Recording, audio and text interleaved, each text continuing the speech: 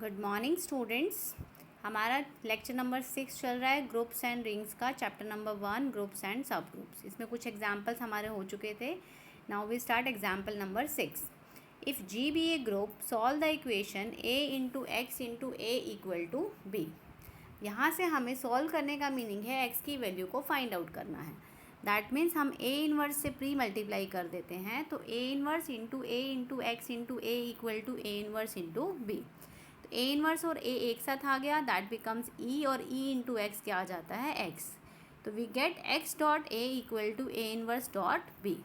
अब इस ए को भी रिमूव करने के लिए ए इनवर्स से पोस्ट मल्टीप्लाई कर देते हैं, तो x into a inverse equal to a inverse into b into a inverse. अब जो लास्ट वाले ए और ए इनवर्स है वो एक साथ आ जाएंगे क्योंकि एसोसिएटिविटी प्रॉपर्टी सेटिस्फाई होती है, और ए इनवर्स कितना हो जाता है, ई, और एक्स डॉट ई कितना हो जाएगा, x. X equal to a inverse into b into a inverse. ये बहुत सिंपल था। अब हम बात करते हैं order of an element of a group. एक एलिमेंट का ऑर्डर क्या होता है। देखिए, इससे पहले हमने बात की थी कि ग्रुप का ऑर्डर क्या होता है। ग्रुप के ऑर्डर का मीनिंग है जितने उस सेट में एलिमेंट्स होते हैं। जैसे अगर जी एक ग्रुप है, जी के ऑर्डर का मीनिंग है जितने जी में एलिमेंट्स हो वो कहलाएगा जी का ऑर्डर। अब हम बात करते हैं एलिमेंट के ऑर्डर की। तो एक एलिमेंट हमने लिया ए बिलोंग्स टू जी, दे if there exist a least positive integer M such that a raised to power m equal to e, then m is called the order of element a, and we write order of a equal to m. If there exists no positive integer m such that a raised to power m equal to e, then we say that order of a is either infinite or zero. देखिए, इसका meaning क्या हुआ कि अगर मैं a के order की बात करती हूँ, ऐसा सबसे छोटा positive integer m such that a की power m equal to e, सबसे छोटा m जो इस कंडीशन को सेटिस्फाई करे कि a की power m equal to e, तो m a का क्या कहलाएगा, ऑर्डर। और अगर ऐसा कोई m एग्जिस्ट नहीं करता such that a raise to power m equal to e, तो हम कहेंगे कि a का ऑर्डर या तो ज़ीरो होगा या इनफाइनाइट। तो जनरली a की power m equal to e condition ये सेटिस्फाई हो और m ऐसा सबसे छोटा नंबर हो, तो m को हम a का ऑर्डर कहेंगे।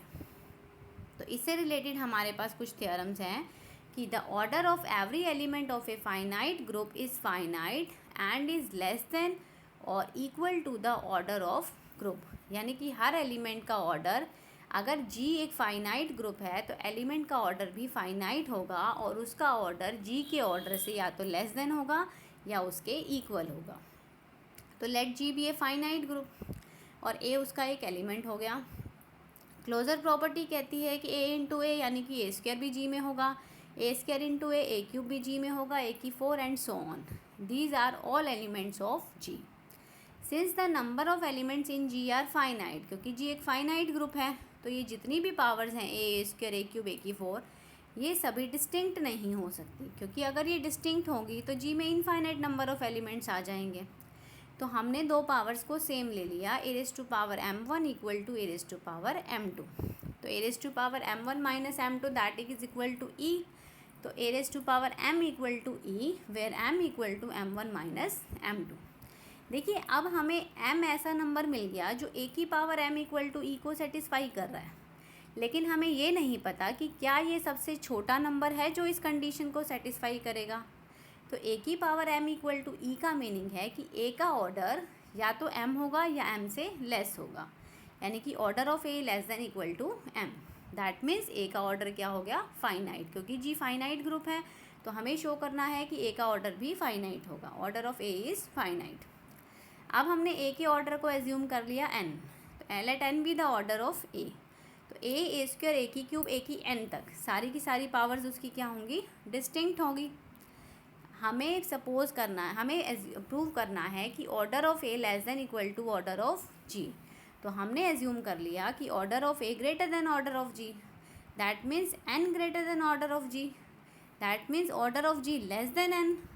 जी में जो एलिमेंट्स हैं वो एन से लेस हैं, लेकिन जो ए की पावर्स हैं, ए स्क्वायर, ए की एन, ये सभी एलिमेंट्स जी में हैं और ये एन भी हैं और डिस्टिंक्ट भी हैं, which is a contradiction. Contradiction क्यों आई, क्योंकि हमने एज्यूम किया कि order of a less than order of a greater than order of G, यानी कि ए का ऑर्डर जी के ऑर्डर से ग्रेटर नहीं हो सकता, तो it should less than equal to order of G. तो ये हमारी फर्स्ट थ्योरम थी। फर्स्ट थ्योरम में हमने देखा कि ए का ऑर्डर जी के ऑर्डर से या तो लेस होगा या उसके इक्वल होगा। सेकेंड थ्योरम है the order of an element of a group is कि एलिमेंट का order is the same as that of its inverse, कि एक एलिमेंट ए का ऑर्डर और उसके इन्वर्स का ऑर्डर हमेशा सेम होगा। तो पहले हम केस ले लेते हैं कि ए का ऑर्डर अगर फाइनाइट है, अगर ए का ऑर्डर फाइनाइट है से एन, अगर ए का ऑर्डर फाइनाइट है तो ए की power N equal to E, यानी कि a into a up to N times that is equal to E, taking inverse on both sides, a inverse up to E that is equal to a inverse की power N equal to E. A inverse की N power अगर E के equal है तो order of A inverse क्या होगा, less than equal to n, क्योंकि हो सकता है कि ए इनवर्स के लिए एन से छोटा नंबर मिल जाए जो इसकी कंडीशन को सेटिस्फाई करे। तो ऑर्डर ऑफ ए इनवर्स अगर एन से लेस है तो ये केस भी क्या हो गया, फाइनाइट। तो ऑर्डर ऑफ ए इनवर्स को हमने एज्यूम कर लिया that is equal to M, तो M less than equal to N. इसी तरह से हम दिखाएंगे कि N less than equal to M. तो हम ऑर्डर ऑफ ए इनवर्स कितना है, एम, तो ए इनवर्स की power M equal to identity, तो a inverse up to M times that is equal to E, taking inverse on both sides, तो a into a up to M times that is equal to E, a raise to power M equal to E. अब a raise to power M E है तो a का order less than equal to M होगा, a का order कितना था N, तो N less than equal to M. From these two equations, क्योंकि एम एन से लेस हो गया लेस देन इक्वल टू है, एन एम से लेस देन इक्वल टू है, तो M equal to N, N equal to M हो गया या फिर M equal to N, that means order of a equal to order of a का inverse. तो ये रिजल्ट याद रखना है कि किसी भी एलिमेंट का ऑर्डर और उसके इन्वर्स का ऑर्डर दोनों सेम होता है। ये तो था केस जब ए का ऑर्डर फाइनाइट हो। अगर ए का ऑर्डर इनफाइनाइट हो जाए तो हमें शो करना है कि ए इन्वर्स का ऑर्डर भी इनफाइनाइट होगा। तो हमने सपोज कर लिया कि ए इन्वर्स का ऑर्डर फाइनाइट है।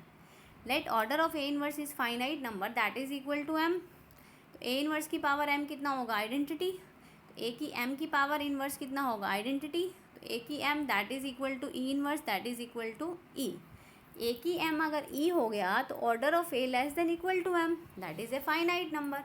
लेकिन हमारा केस क्या था कि ए का ऑर्डर क्या है, इनफाइनाइट, तो ये हमारे पास कॉन्ट्रडिक्शन आ गई। तो इसलिए अगर ए का ऑर्डर इनफाइनाइट है तो ए इन्वर्स का ऑर्डर भी इनफाइनाइट होगा। तो ये हमारे पास सेकेंड थ्योरम है।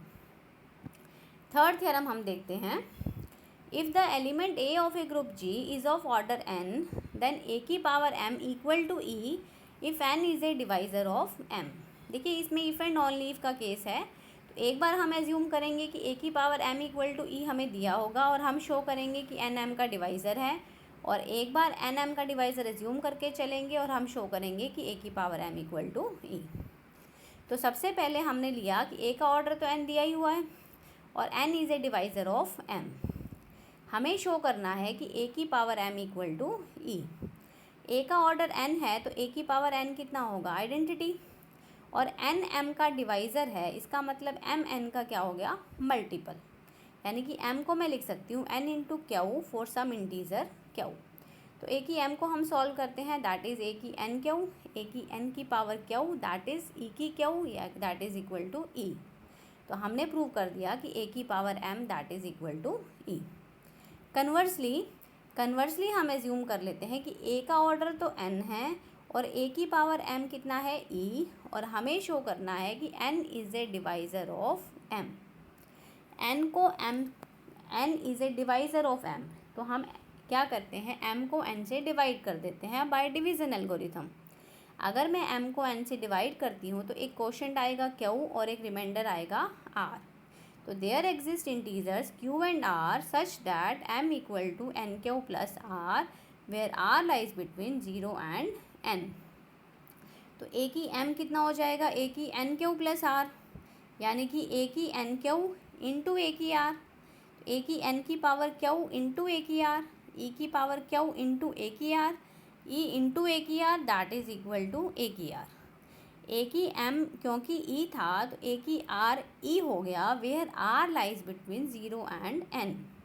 अब देखिए आर एन से छोटा था, एन से छोटा एक ऐसा नंबर मिल गया सच दैट ए की आर इक्वल टू ई, लेकिन ए का ऑर्डर कितना था एन, इसका मतलब आर को क्या होना पड़ेगा 0।